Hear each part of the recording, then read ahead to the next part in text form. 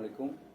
আপনি চাইলে আপনার একটা স্মার্টফোন দিয়ে একটা অ্যাপসকে 4 থেকে 5টা 10টা 15টা আপনার ইচ্ছে মতন করে নিতে পারবেন।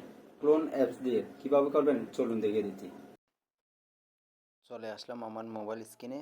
এরপর আমার থেকে যে জায়গার মধ্যে যেতে হবে প্লে স্টোর সবার মোবাইলের মধ্যে আছে। প্লে স্টোরের মধ্যে ক্লিক করবেন। ক্লিক করার পর আপনার যে কাজটা করতে হবে এখানে CLONE ক্লোন এটার মধ্যে ক্লিক করবেন। এখানে ক্লিক করলে অ্যাভেলেবেল পেয়ে যাবেন। আপনি এটার মধ্যেই ক্লিক করবেন, এটা অনেক ভালো। এরপরে এটা আমার থেকে ইনস্টল করা আছে, আপনারাও এটা ইনস্টল করে নেবেন। আমি ওপেন করে নিচ্ছি সরাসরি।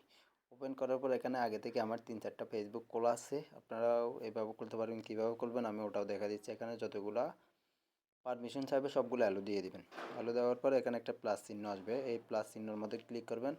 এখানে আপনার ফোনের মধ্যে যতগুলো অ্যাপস আছে সবগুলোই এখানে শো করবে। আপনার থেকে যে অ্যাপসটা ডাবল করতে চাচ্ছেন, 2টা বা 3টা করতে চাচ্ছেন, এখান থেকে প্লাস আইকনে ক্লিক করবেন। এখানে প্লাস যেগুলো আছে এগুলোর মধ্যে ক্লিক করবেন।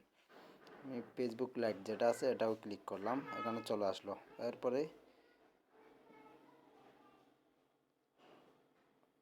ক্যাপকাট আমি ডাবল করতে চাচ্ছি, এখানে একটা চলে আসছে। আমার মোবাইলে অলরেডি আরেকটা আছে। আমি এখান থেকে বিকাশটা ডাবল করতে চাচ্ছি, চলে আসছে বিকাশ।